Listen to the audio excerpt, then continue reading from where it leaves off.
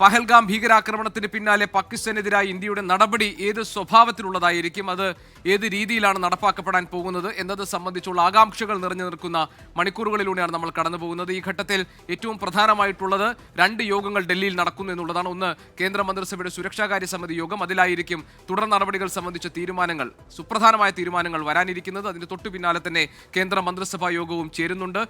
പ്രധാനമന്ത്രിയുടെ അധ്യക്ഷതയിൽ ഇന്ന് പ്രതിരോധ മന്ത്രി, അതോടൊപ്പം ദേശീയ സുരക്ഷാ ഉപദേഷ്ടാവ്, സംയുക്ത സൈനിക മേധാവി, 3 സൈന്യത്തിന്റെയും തലവന്മാർ എന്നിവർ ചേർന്നിട്ടുള്ള കൂടിയാലോചനകൾ നടന്നിട്ടുണ്ട്. അതിന് പിന്നാലെയാണ് സുരക്ഷാ കാര്യസമിതി യോഗം ചേരാനിരിക്കുന്നത്. അതിന്റെ വിവരങ്ങൾ നമുക്കിനി അറിയാനിരിക്കുന്നതേ ഉള്ളൂ. അതിനിടയിൽ പ്രകോപനം സൃഷ്ടിച്ചുകൊണ്ട് പാകിസ്ഥാൻ, സർവ്വ മര്യാദകളും ലംഘിച്ചുകൊണ്ടുള്ള പാകിസ്ഥാന്റെ പ്രകോപനം ഇപ്പോഴും അതിർത്തി മേഖലകളിൽ തുടരുകയാണ്. അതിന്റെ വിവരങ്ങൾ അല്പം മുൻപ് ബൽറാം നെടുങ്ങാടി നമ്മളുമായി പങ്കുവച്ചു. ഇനി എന്താണ് പാകിസ്ഥാന്റെ നീക്കം?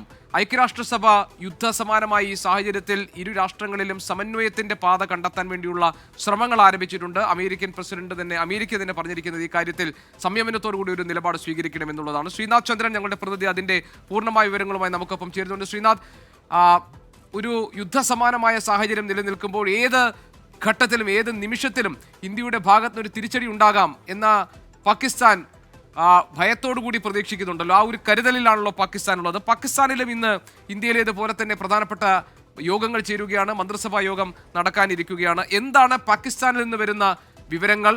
ഐക്യരാഷ്ട്രസഭ ഈ പ്രശ്നത്തിൽ ഒരു സമവായം കണ്ടെത്താൻ വേണ്ടി ശ്രമിക്കാൻ പോകുന്നു. അതിന്റെ ആദ്യ സൂചനകൾ നമുക്ക് ലഭിക്കുന്നുണ്ടല്ലോ. എന്താണ് അതിന്റെ വിശദാംശങ്ങൾ, ശ്രീനാഥ്?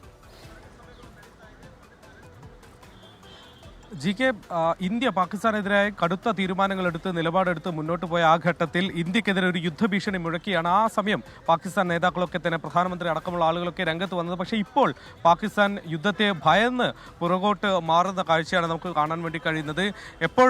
എപ്പോഴായിരിക്കും ഇന്ത്യയുടെ ആക്രമണം എന്ന കാര്യത്തിലാണ് പാകിസ്ഥാൻ ഇപ്പോൾ ഭയക്കുന്നത്. ഏറ്റവും ഒടുവിൽ പാകിസ്ഥാന്റെ വാർത്താവിനിമയ വകുപ്പ് മന്ത്രിയാണ് ഒരുപക്ഷെ 36 മണിക്കൂറിനുള്ളിൽ, 24 മണിക്കൂർ മുതൽ 36 മണിക്കൂറിനുള്ളിൽ ഒരു ആക്രമണം ഇന്ത്യൻ ഭാഗത്ത് നിന്ന് ഉണ്ടാകും എന്നൊരു മുന്നറിയിപ്പ് അവരുടെ നാട്ടിലെ ജനങ്ങൾക്കും അവരുടെ സൈന്യത്തിനുമൊക്കെ തന്നെ നൽകിയിട്ടുള്ളത്. അവരുടെ പ്രധാനമന്ത്രി ആവട്ടെ UN സെക്രട്ടറി ജനറലിനെ നേരിട്ട് ഫോണിൽ വിളിക്കുകയും 24 മണിക്കൂറിനുള്ളിൽ ഇന്ത്യയുടെ ഭാഗത്ത് നിന്ന് ഒരു ആക്രമണം ഉണ്ടായേക്കും, അതുകൊണ്ട് നിങ്ങൾ ഒന്ന് UN എന്ന നിലയ്ക്ക് ഒന്ന് ഈ പ്രശ്നത്തിൽ ഇടപെടണം എന്നൊരു ആവശ്യം മുന്നോട്ട് വെച്ചു. അതേ തുടർന്ന് UN secretary general Antonio Guterres പിന്നീട് ഇന്ത്യൻ വിദേശകാര്യമന്ത്രി S ജയശങ്കറുമായി ഫോണിൽ വിളിക്കുകയും നിലവിലെ സാഹചര്യം എന്താണ് എന്ന കാര്യങ്ങളൊക്കെ ചോദിച്ച് മനസ്സിലാക്കുകയും ചെയ്തു. എന്നാൽ ഭീകരവാദത്തിനെതിരായ നിലപാടിൽ UN ഒപ്പമുണ്ട് എന്നതാണ് S ജയശങ്കർ.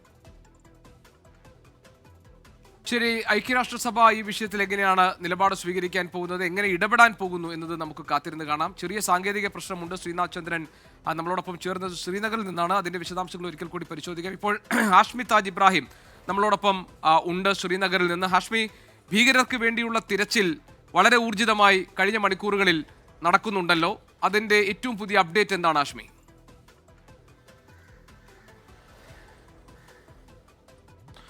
ഗോപികൃഷ്ണൻ, ഭീകരർക്ക് വേണ്ടിയുള്ള തെരച്ചിൽ വളരെ സജീവമായി തന്നെ നടക്കുന്നുണ്ട്. നമുക്ക് പൂർണ്ണാർത്ഥത്തിൽ ചില നിർദ്ദേശങ്ങളുള്ളത് കാരണം നമുക്കത് മൊത്തത്തിൽ പങ്കുവയ്ക്കാൻ കഴിയില്ലെങ്കിൽ കൂടിയും പഹൽഗാമിന്റെ ചുറ്റുമുള്ള വിശാലമായ വനമേഖലകളിൽ അരിച്ചുപറക്കുള്ള പരിശോധന തുടരുന്നു. കൃത്യമായി തന്നെ ഈ തീവ്രവാദികൾ, ഈ ഭീകരവാദികളെ സൈന്യത്തിന്റെ റഡാറിൽ തന്നെ ഉണ്ട് എന്ന് വേണം മനസ്സിലാക്കാൻ എന്ന് തന്നെയാണ് കിട്ടുന്ന സൂചന. അവർക്ക് പിന്നാലെ തന്നെയുണ്ട്. കുൽഗാമിൽ ഒരു നേർക്കുനേർ ഏറ്റുമുട്ടൽ അവസ്ഥയിലേക്ക് എത്തിയെങ്കിലും പിന്നെയും അവർ രക്ഷപ്പെടുന്ന സാഹചര്യം ഉണ്ടായി. നമുക്കറിയാം GK, ഇവർ അതിൽ ഈ ഹാഷിം മൂസ എന്ന് പറയുന്ന ആൾ പാകിസ്ഥാന്റെ പാര കമാൻഡോ ആണ്. അവർ പാക് സൈന്യത്തിന് പരിശീലനം കിട്ടിയ ആളാണ് എന്ന തരത്തിലുള്ള ചില സൂചനകൾ വന്നിരുന്നു.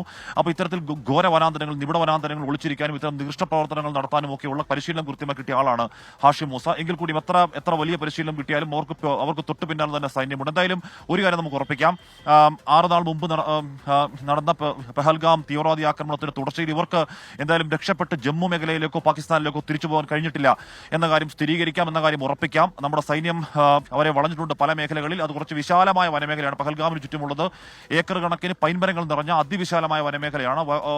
ദുർഘടമായ പാതയാണ്. ഇവ ഒരുപക്ഷെ ഡ്രോണുകളിലോ അല്ലെങ്കിൽ ഹെലികോപ്റ്ററുകളിലോ കണ്ണിൽപ്പെടാതെ പല ഒളിയിടങ്ങളുള്ള സ്ഥലമാണ്. അതുകൊണ്ട് തന്നെയാണ് ഈ കാലതാമസം. പക്ഷേ it's A matter of time.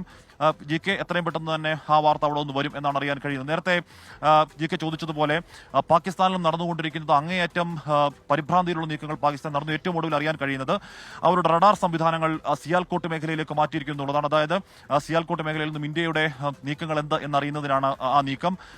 ഫിറോസ്പൂരിലേക്ക് ചില സാങ്കേതിക സംവിധാനങ്ങൾ, ഇന്ത്യയുടെ പ്രതിരോധ സംവിധാനങ്ങളിൽ പ്രശ്നമുണ്ടാക്കാൻ കഴിയുമെന്ന് അവർ അവകാശപ്പെടുന്ന ചില സാങ്കേതിക സംവിധാനങ്ങൾ ഫിറോസ്പൂരിൽ കൊണ്ടുവന്നിരിക്കുന്നു. ബലൂചിസ്ഥാൻ മേഖലയിലുള്ള 2 കമ്പനി ട്രൂപ്പുകളെ ഭാഗികമായി ഇങ്ങോട്ടേക്ക് വലിച്ചിരിക്കുന്നു. അതിന് പിന്നാലെയാണ് അത്താവുള്ള തരാർ എന്ന് പറയുന്ന വിദേശകാര്യമന്ത്രി ഇന്നലെ അർദ്ധരാത്രി, അസാധാരണമാണ്, പാതിരാത്രി 2 മണിക്ക് വാർത്താസമ്മേളനം വിളിച്ച്, വാർത്താസമ്മേളനമായിരുന്നില്ല, പ്രസ് ബ്രീഫിംഗ് ആയിരുന്നു, ബ്രീഫിംഗ് വിളിച്ച് ഈ പറഞ്ഞ 24 മുതൽ 36 മണിക്കൂർ വരെയുള്ള സമയത്തിൽ ഇന്ത്യ ഞങ്ങളെ ആക്രമിക്കാൻ പോകുന്നു എന്ന് പറയുന്നു. അതോടൊപ്പം തന്നെ അതിന് തൊട്ടു പിന്നാലെ ഖ്വാജ ആസിഫ്, അവരുടെ പ്രതിരോധ മന്ത്രി, നേരത്തെ മലക്കം പറഞ്ഞതാണെങ്കിൽ കൂടി ഏറ്റവും ഒടുവിൽ ഒരു പ്രാദേശിക മാധ്യമത്തിൽ നൽകിയ അഭിമുഖത്തിൽ ഖ്വാജ ആസിഫ് പറയുന്നത് 2 മുതൽ 3 ദിവസത്തിനുള്ളിൽ ഇന്ത്യ ഞങ്ങളെ ആക്രമിക്കും. പക്ഷേ ഒരു ഔദാര്യം പോലെ ഖ്വാജ ആസിഫ് പറഞ്ഞു, ഞങ്ങൾ എന്തായാലും അങ്ങോട്ട് കയറി ആക്രമിക്കില്ല, ഇങ്ങോട്ട് ആക്രമിച്ചാൽ തിരിച്ചടിക്കും എന്നൊക്കെ ഖ്വാജ ആസിഫ് പറഞ്ഞു. അങ്ങനെ വലിയ രീതിയിലുള്ള അവരുടെ വാക്കുകളുള്ള പരിഭ്രാന്തി ഒക്കെ പ്രകടമാണ്. ഏറ്റവും ഒടുവിൽ ഇന്ത്യൻ നാവികസേന ഇടുന്ന ഒരു എക്സ്പോസ്റ്റ് ഇങ്ങനെയാണ്: fuelling the maritime might, no mission too distant, no sea too vast എന്ന് പറഞ്ഞാൽ ഒരു ദൗത്യവും അകലെയല്ല, ഒരു കടലും ഞങ്ങൾക്ക് എത്തിപ്പെടാൻ കഴിയാത്ത രീതിയിൽ വ്യാപൃതമല്ല എന്ന് നാവികസേന പറയുന്നു. നമ്മുടെ സേനകൾ പൂർണ്ണമായി തയ്യാറാണ്, പക്ഷേ അവർക്കൊരു ഉത്തരവ് കിട്ടേണ്ടതുണ്ട്. ആ ഉത്തരവ് എപ്പോൾ വരും എന്നതാണ് ശ്രദ്ധേയം, എന്നതാണ് ഇനി വരുന്ന മണിക്കൂറുകളുടെ ആകാംക്ഷ. ജി.കെ. ഹാഷ്മി താജ് ഇബ്രാഹിമാണ് വിവരങ്ങൾ നൽകിയത്. ശ്രീനഗറിൽ നിന്ന് ഇപ്പോഴും ഭീകരർക്ക് വേണ്ടിയുള്ള തിരച്ചിൽ ഊർജിതമായി നടക്കുന്നുണ്ട് എന്നാണ് ഹാഷ്മി റിപ്പോർട്ട് ചെയ്യുന്നത്.